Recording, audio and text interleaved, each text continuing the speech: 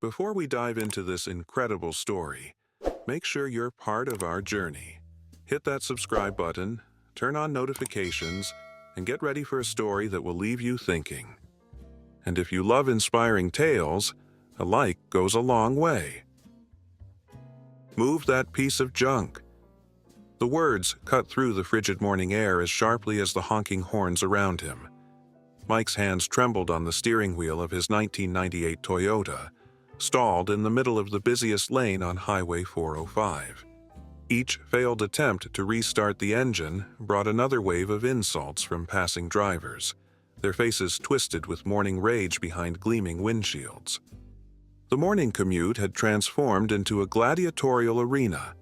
Luxury sedans and polished SUVs swerved around his weathered car, their drivers glaring as if his misfortune was a personal insult to their carefully planned schedules. Mike's uniform, the navy coveralls of a maintenance worker, felt suddenly like a branded mark of shame as executives in tailored suits shot daggers with their eyes. Nobody stopped. Nobody asked if he needed help. Sweat beaded on Mike's forehead despite the cold. His phone battery was dead. He was already late for his shift. His boss had warned him last week, "One more tardy and you're done." His daughter's medicine, the prescription he'd finally saved enough to fill, seemed to mock him from the passenger seat. Through his rearview mirror, he noticed an enormous black SUV pulling onto the shoulder behind him.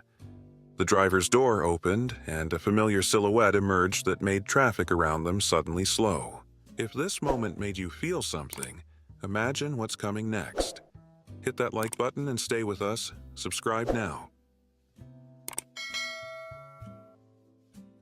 Mike squinted through his salt-streaked windshield, not quite believing what he was seeing. The massive figure approaching through the sea of honking traffic was unmistakable. The broad shoulders, the confident stride, the welcoming smile that had graced countless movie posters. Dwayne "The Rock" Johnson was walking toward his car, dressed in a fitted black t-shirt despite the December chill, seemingly unbothered by the chaos of rush-hour traffic swirling around him. "Need a hand, brother?" The voice was exactly as it sounded in movies, but somehow warmer, more genuine. Mike's mouth opened, but no words came out.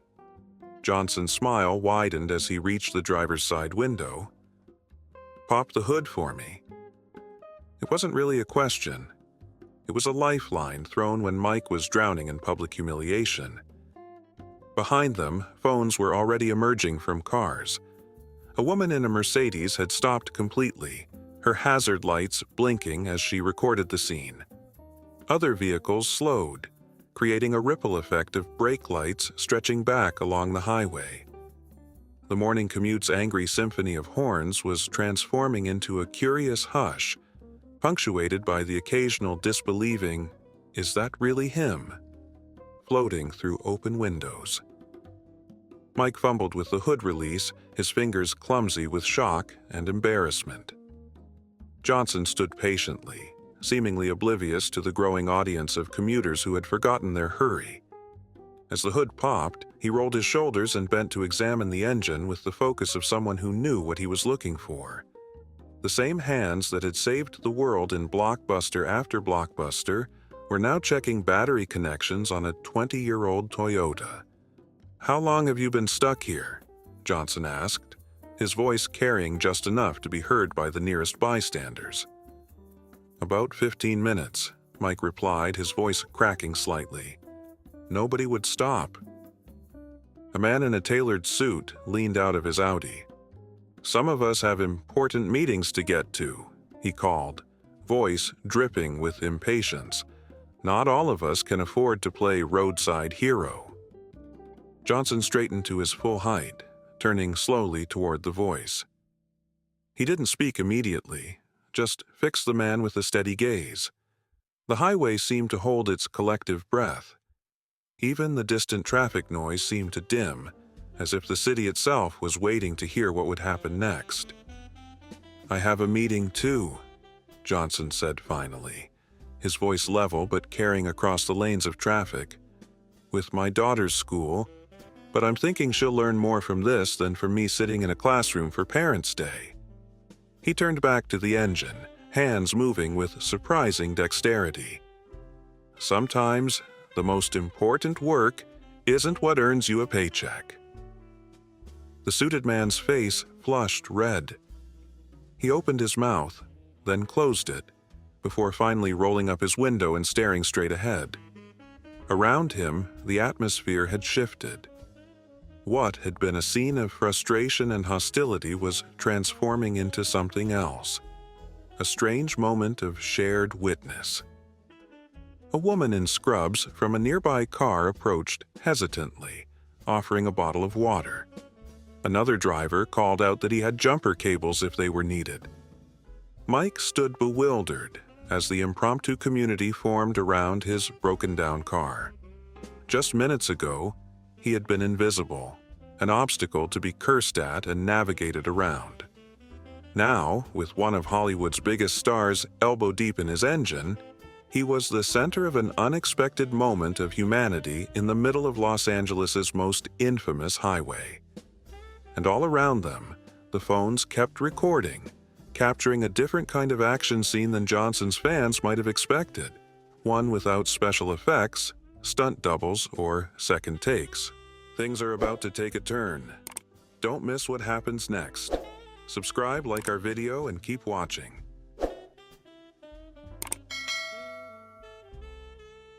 "Try it now," Johnson called, stepping back from the hood. Mike turned the key with a silent prayer. The engine coughed, sputtered, then roared to life, eliciting a scattered applause from the small crowd that had gathered on the shoulder. Johnson's face broke into that trademark grin, visible even through the windshield. He closed the hood with a solid thump, wiping his hands on a handkerchief he'd pulled from his pocket. As he approached the driver's window again, a police cruiser pulled up, lights flashing. The officer inside looked bewildered at the scene. A crowd gathered around a stalled car was normal enough, but not one where people were smiling, offering help, and certainly not with Dwayne Johnson at the center of it all. The officer stepped out cautiously, hand resting habitually near his belt. "Everything okay here?" he asked, squinting against the morning sun. "All good now, officer," Johnson replied, extending his hand. The officer shook it automatically, professional demeanor momentarily replaced by the unmistakable look of a fan meeting an idol. "Just helping a hard-working man get back on the road." The officer nodded, then seemed to remember his duty. "You folks need to clear this shoulder. It's dangerous to gather on the highway." His voice carried authority, but his eyes kept darting back to Johnson with barely concealed awe. "You heard the man," Johnson announced to the small crowd. "Safety first. Everyone back to your vehicles." He turned to Mike, who was still sitting stunned behind the wheel. "You good to go now, brother?" Mike nodded, his throat tight with emotion. "Thank you. I don't know what to say. I'm already late for work, and my boss—" Johnson reached into his pocket and pulled out his phone. "What's your boss's name and number?" The question was casual, as if he were asking for a restaurant recommendation. "Tim Garvey. But you don't have to—" Johnson was already dialing. "Tim? Dwayne Johnson here." A pause, then a chuckle. "Yes, that Dwayne Johnson. I'm here with your employee, Mike." He winked at Mike, who sat frozen, unable to process what was happening. "Great guy, Mike. Really solid character. He's running a little late because his car broke down on the 405, and I've been helping him get back on the road." Through the open window, Mike could faintly hear his boss's shocked voice on the other end. Johnson listened for a moment, then smiled. "Appreciate that understanding, Tim. And hey, since I've got you, what would you think about me stopping by later to meet your team? I'm always looking to connect with hardworking folks." When Johnson handed the phone back to Mike, the screen showed the call had ended. "You've got the day off. Paid." And your boss wants you to know he's looking forward to seeing you tomorrow when I stop by to visit. Said something about how his wife loves my movies. He shrugged as if this were an everyday occurrence. Might want to head to a mechanic, though. Get that starter checked out properly. By now, traffic had begun moving again, though considerably slower as drivers rubbernecked to catch a glimpse of what was happening. Several cars honked in support as they passed. The suited man who had complained earlier drove by without making eye contact, his expression unreadable behind designer sunglasses. The officer stood by his cruiser, ostensibly monitoring the situation but clearly just extending his proximity to Johnson. I noticed the prescription, Johnson said more quietly, nodding toward the passenger seat where the pharmacy bag sat. Your kid? Mike swallowed hard. My daughter, she's got asthma. Insurance only covers part of it. Johnson nodded, his expression serious. My cousin's kid had it bad growing up. Scary stuff for a parent. He glanced at his watch. Listen, I've got a guy, best mechanic in LA. Owes me from when I got him a small part in Fast and Furious. If you're free today since you're not working, why don't you follow me there? Get this thing checked out properly. The offer hung in the air, surreal in its generosity. Around them, the videos being taken had already started appearing on social media. Notifications were pinging on phones all around the highway. The officer's radio crackled with questions about the traffic slowdown. Something that had begun as a simple act of roadside assistance was growing, morphing into something that felt larger than the sum of its parts. Mike looked down at his worn work boots, then at the prescription, then back at the man who had single-handedly changed what had promised to be one of the worst mornings of his life. Why are you doing all this? He finally asked, his voice barely audible over the highway noise. This story is only getting deeper. What would you do in this situation? Comment below, and let's talk. Johnson rested one massive arm on the roof of Mike's car, leaning down to meet his eyes directly. For a moment, the celebrity persona seemed to fade, revealing something more authentic beneath the familiar face that graced movie posters worldwide. When I was 14, my mom and I got evicted from our apartment, he said, his voice low enough that only Mike could hear him. All our stuff sitting on the sidewalk. Car wouldn't start. I remember how people looked at us, or worse, didn't look at us, like we were invisible. He straightened up, his gaze sweeping across the highway where people were still slowing to stare. Success is a funny thing, man. It doesn't mean anything if you forget where you came from. The police officer approached again, more hesitantly this time. Mr. Johnson, sir, I hate to interrupt, but my sergeant is asking what's going on. The traffic backup is getting serious. Johnson nodded. Just wrapping up, officer. Appreciate your patience. He turned back to Mike. What do you say? My mechanic's about 15 minutes from here. Mike glanced at the prescription again, then at his car's dashboard where the check engine light still glowed ominously despite the running motor. His daughter needed her medicine delivered soon, but the car clearly needed attention. Before he could respond, Johnson seemed to read his mind. Tell you what, my driver can take the prescription to your house right now. Carlos is parked right behind us. You and I will get your car fixed. Johnson was already signaling to the SUV, where a professional-looking man in a dark suit waited attentively. Unless you'd rather handle it yourself, which I totally respect. Mike looked at Johnson, then at the gathering crowd, then at his own trembling hands on the steering wheel. Something was building in his chest, an emotion he couldn't name, a pressure that felt almost physical. When he finally spoke, his voice cracked. My whole life, it's been one thing after another. Work harder, they say. Pull yourself up. But the deck feels stacked, you know? I work 40 hours a week fixing other people's air conditioning, come home with barely enough to cover rent, and when my daughter can't breathe." He stopped, emotion threatening to overwhelm him. "Nobody sees people like me. Not really." Johnson remained silent, letting Mike speak. Around them, the highway had become a strange island of stillness amid the city's constant motion. The officer had backed away, sensing the gravity of the moment. Even the onlookers seemed to hold their collective breath. And then you show up, literally the biggest movie star on the planet, and you see me. You stop. You help. Mike shook his head in disbelief. "Why does it take someone like you for people to pay attention? Why did everyone else just drive by?" Johnson's expression remained thoughtful, considering the question with the seriousness it deserved. When he finally answered, his voice carried across the growing quiet. "Maybe because we've all forgotten that we're connected. That the guy in the broken-down car could be our brother, our father, our friend." He looked around at the faces watching them. "Maybe we need reminders that the world works better when we look out for each other."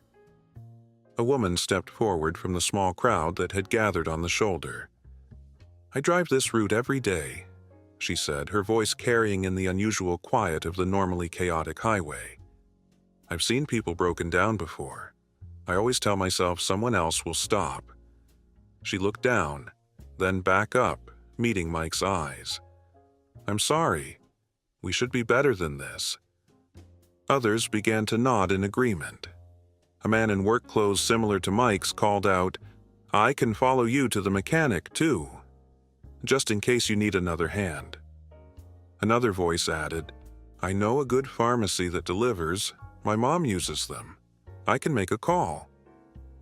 The suited man who had complained earlier had circled back, his Audi now parked behind the growing line of cars on the shoulder. He approached slowly, his earlier arrogance replaced by something that looked almost like shame. "I can cover the mechanic bill," he said quietly, "whatever it costs." When Mike began to protest, the man shook his head. "Please, I need to do this more than you need me to do it." Johnson watched all of this unfold with a growing smile, saying nothing, allowing the moment to build on its own momentum.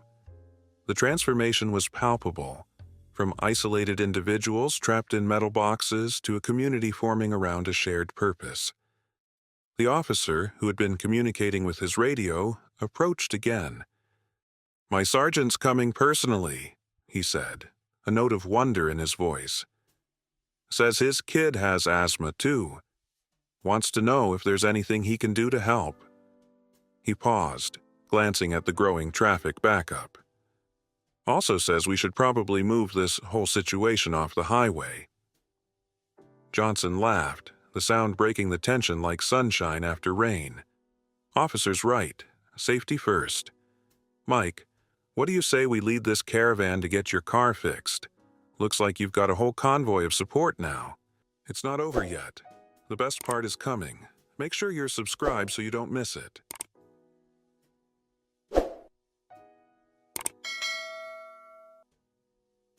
Three hours later, Mike's Toyota sat in the service bay of an upscale garage in West Hollywood, its worn exterior looking decidedly out of place among the Ferraris and Lamborghinis waiting for attention.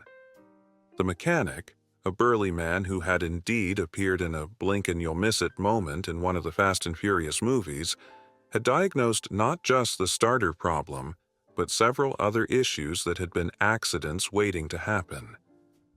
"All taken care of," said the suited man, who had introduced himself as Edward, handing his credit card to the cashier with the air of someone performing penance. "And I've arranged for a rental while they finish the work." He hesitated, then added more quietly, "Thank you for letting me do this." The small convoy that had followed from the highway had gradually dispersed as obligations called, but not before contact information was exchanged and promises were made. The woman who drove the same route had organized a carpool schedule. The man in work clothes similar to Mike's had connected him with a better-paying job opportunity. Even the police sergeant had arrived, bringing an asthma specialist's card who worked with low-income families. Johnson stood slightly apart, watching it all unfold with quiet satisfaction. He'd signed autographs, taken countless selfies, but had gently kept the focus on the connections being made rather than his celebrity. When his phone rang, he checked it and sighed. "That's my daughter's school wondering where I am," he said with a rueful smile. Parents' Day waits for no man, not even Black Adam. Mike approached Johnson as he prepared to leave, struggling to find the right words. "I don't know how to thank you, not just for the car, but for..." He gestured around at the people still talking, exchanging information, making plans to meet again. "For all of this." Johnson clasped his shoulder, the gesture warm and grounding. "Thank me by paying it forward when you can. Big or small, doesn't matter. Just look for the moments where you can be the one who stops." As Johnson's SUV pulled away, Mike's phone buzzed with a notification. The videos from the highway had already gone viral, hashtags multiplying across social platforms. "Be the one who stops, Achark the rock solid, Share 405, hero." Local news vans were pulling into the garage's parking lot, reporters preparing their equipment with the eager efficiency of those who sense a story that will resonate. Mike's phone rang. His wife calling, her voice pitched high with excitement and confusion. "Are you okay? You're all over my Facebook feed. Did the rock really help fix our car?" Before he could fully explain, she continued, "Your sister just called. She said CNN is talking about it. CNN, Mike." Edward, who had overheard, smiled faintly. "Get used to it. Stories like this, they feed something people are hungry for." He looked thoughtful. "I've spent 15 years racing to meetings, pushing to close deals, climbing over whoever was in my way. And I've never felt as, human, as I have in the last 3 hours helping you with your car." As evening fell, Mike finally arrived home in the rental car. His daughter ran out to meet him, her breathing clear and easy, thanks to the medicine that had been delivered hours earlier. "Daddy, you're famous!" she exclaimed, pulling him inside where the TV was replaying the highway footage. The story had expanded beyond a simple celebrity good deed. Talk shows were discussing the broader implications about community, compassion, and connection in an age of isolation. Interviews with the people who had been there revealed a common theme: how a single act of kindness had snowballed, creating a momentary community among strangers. Mike sat on his couch, his daughter cuddled against him, watching as Johnson appeared on a hastily arranged live interview segment. The reporter asked why he had stopped when so many others hadn't. "We're all just one breakdown away from needing help," Johnson replied, his famous smile warming screens across America. "The real story isn't about me. It's about what happened after I stopped. How one moment of connection sparked something bigger. We've all got the power to be the one who stops, who sees someone struggling and says, 'I got you.' That's real strength."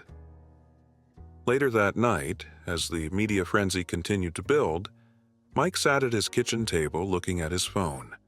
A text message had arrived from Johnson's personal number. "How's the family? Car all good?" Simple words that somehow meant everything. Mike typed his reply with care. "All good. Thank you for seeing me today." Then, after a moment's thought, he added, "I'll be the one who stops next time. I promise." Wow, what a story. If this moved you, imagine what else we have for you. Hit that like button, drop a comment, and let us know what you think.